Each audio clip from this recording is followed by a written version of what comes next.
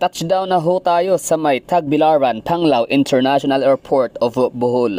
So it's my third time around na makabalik sa napakagandang malaparaisong probinsya ng Bohol.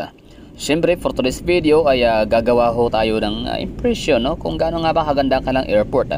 Siyempre knowing na ang probinsya ng Bohol ay wala pa silang highly urbanized city. Ibig sabihin magle-less expect ho tayo sa kanilang airport gawa nung hindi nga siya kagaya sa Metro Iloilo, Metro Cebu, Metro Bacolod, Metro Davao o anumang mga metro sa Manila na nagkikater ng maraming mga flights gawa nung napakaraming ang tao ng lugar nila, no? City, highly urbanized city, maraming mga businesses. Ibig sabihin, ang mga lumilipad dito palagi sa Bohol ay mga residenteng uuwi ng kanilang mga lugar at mga international tourists and local tourists. Hello everyone, Cebu Pacific welcomes you to Panglao International Airport. On behalf of your entire Cebu Pacific team, headed by our flight crew, Captain Robles and First Officer Pinkoy, together with your cabin crew, we thank you for making Cebu Pacific a part of your important moments. It was truly a pleasure having you all on board, and we do hope to fly you to more fun in the future. Once again, thank you for everyone for flying Cebu Pacific. Dahil nga ang airport ay sila talaga yung pinakapangunahing lagusan, no? Or yung masasabi nating pinaka frontline ng lugar ng city or ng probinsya or ng metro. So masasabi ho natin na dapat ito ay maganda, ito ay malinis, spacious, ito ay very convenient, no? Gamitin or convenient para sa lahat. So ngayon, it's my first time na makapunta sa Panglao International Airport of Bohol, kaya meron tayong masasabi ho dyan. Like, ano nga ba ang impresyon ko? Nagagandahan ba ako? Meron ba siyang kapareha? Wala ba siyang kapareha? So, tingnan natin sa unahan, no? Makikita naman ho natin yan. Yung aking pinaka-raw na impression. Walang halong chemical. Kumbaga parang natural, no?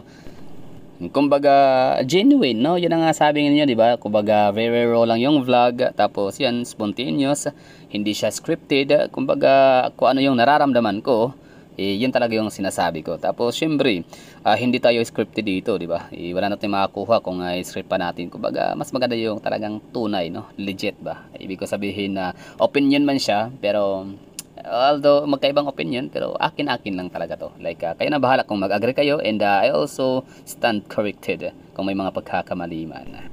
Sabi nga pala ng supervisor ko dati na ako daw yung tipo sa tao na napaka-observant, kasi kahit daw ng mga maliliit na mga detalye sa isang lugar, talagang nakikita ko daw, napapansin, at saka yun, marunong daw ako mag-appreciate. So yun, dahil dyan, parang pangangatawanan na natin. Alam nyo ba na parang dito ko lang napansin, no?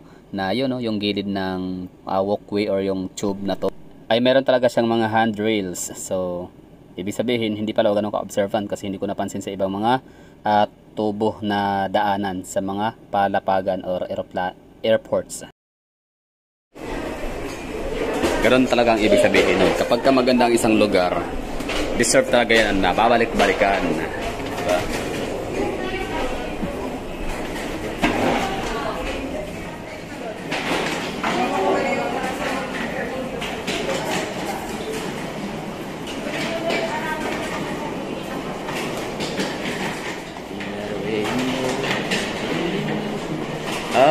Ang design din pala ni ni Tagbilaran or Panglao or basta kay Bohol Airport is para din siyang Clark in Mactan yung design niya, pag ganun, no? Wavy style. At ito naman yung kanilang loob. Yan yung waiting area nila. Okay.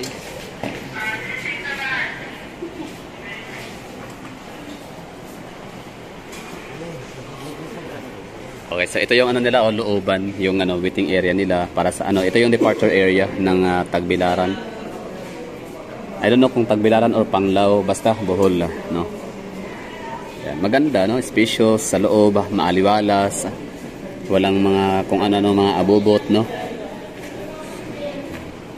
So at least, no, meron na tayong comparison. Darating yung araw, no, i-compare ho natin ang mga airports na napuntahan ho natin sa Pilipinas. Kumbaga comparison or yung parang ipagtatabi ho natin, tapos isa-spot ho natin yung differences, no, yung commonalities and distinction ho nila. Ayun, yung waiting area nila. Departure area malinis, spacious, hayahay. Ayan. Komportable sila nga nagpapahinga, waiting sa kanilang flights. Tapos ito naman yung ano natin, exit way. Ang galing, spacious. Tapos aircon, ayos oh. No, ang galing nung ano no, disenyo, parang ano din talaga siya. Estilong Clark, para siyang maliit na Clark Airport. So, comment nga dyan kung ang manufacturer or designer ba ni Bohol Airport ay siya rin ang designer ni Mactan Airport and Clark Airport. At dahil nga sa edited na to itong ating video, so nagkakaroon ho tayo ng tamang oras or meron tayo pagkakataon para tingnan na lang sa Google Map or sa Wikipedia, no? Para naman masagot na yung ating katanungan kung sino nga ba na may-ari nitong Bohol International Airport. So yan o, summary, airport type, public, owner, Civil Aviation Authority of the Philippines, CONCAAP. Operator is Aboitiz Infra Capital. So tingnan naman natin si Cebu, MCIA. Airport type, public, owner, Mactan Cebu International Airport Authority. Ano ibig sabihin yan? Bakit hindi siya pagmamay-ari ni CAAP? Okay, operator, Aboitiz Infra Capital. Di ba? Incorporated, GMR Mega Wide Cebu Airport Corporation. Ibig sabihin, kaya pala similar, no? Itong bubong ni gusali ni Airport Panglao and the airport ni Mactan, kasi Aboitiz Infra Capital pala, no? So parang ang design is medyo related, and same kay Clark International Airport. Ayan, so airport type is public and military.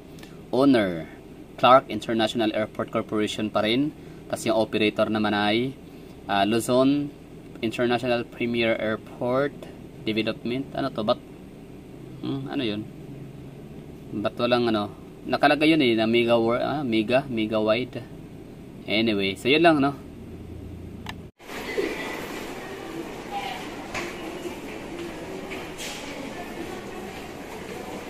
Yan, AirAsia. Ang galing, ang exit. Tapos meron silang elevator. Wow, ganda. Astig. Ano ba to? Bago pa tong airport nila dito? Ay, bago nga pala, no? Yan, domestic arrivals. Siyempre, dito tayo sa wooden stairs. Or stairs made of wood. Domestic arrival. Yan, no? Ganda, oh. Nice one. Aesthetic, no? Aesthetic siya, no? Bohol Airport. Oh, meron din silang lower ground. Sa may atrium sila na area dito. O, dalawa yung atrium nila. Atrium. Yan, exit. Tapos, yun, ang galing, no? Transparent ang theme ni Tagbilaran Airport. Ito pala yun. Nice one. Kasi ito yung waiting area sa mga bagahe.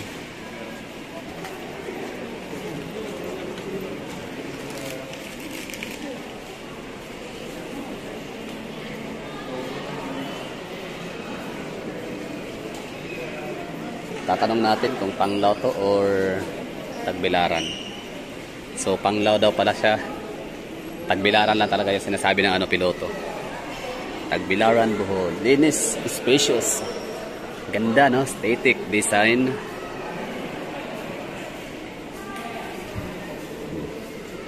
Siyempre dapat lang, no, mag-i-invest talaga dapat ang Bohol Airport, kasi madalas dito mga turista, di ba?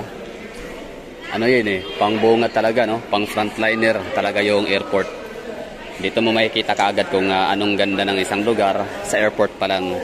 Kumbaga isa lang siya sa palatandaan, no? So, Seaheart Fun Bohol Beach Travel Companion, Skydive Siquijor. Layo ng Siquijor dito, Bohol Island Air Tour. Ay, malapit lang pala, no? Siquijor, no?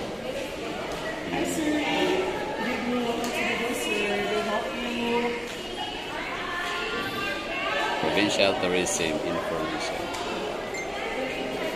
Province of Bohol.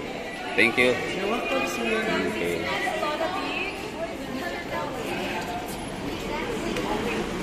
going to the salon? Gusto na kayo, sir? Lang. Asa yan ang coastal view lang? Ayun, no? Dito yung ano, nung last na pumunta ako ng ano, Bohol, ay, di ba ano yun, yung sinakyan ko na bukyo, or bao-bao, or ungbak, kung ano man tawag doon, tok-tok. Pinadaan ko yun dito, pinapapasok. So ito na yun itsura. Mas marami siyang tao ngayong para ng araw nung duman tayo dito. Nice one. Ito na pala yun. Ganda.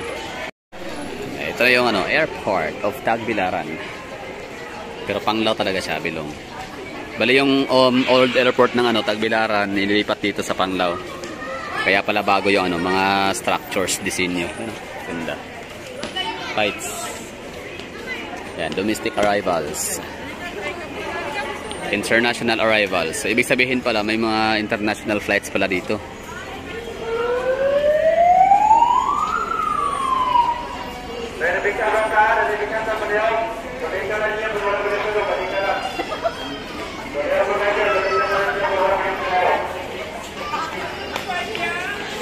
Nice. Diba? Reunion. Reunited. So, ang kanilang waiting area dito, no? So parang Davao din pala to, na ang mga nag-aantay ay walang maupuan, walang masilungan. Tama ba ako? Nakatayo lang sila eh.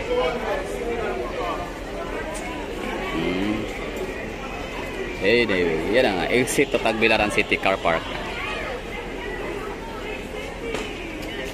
Domestic arrivals.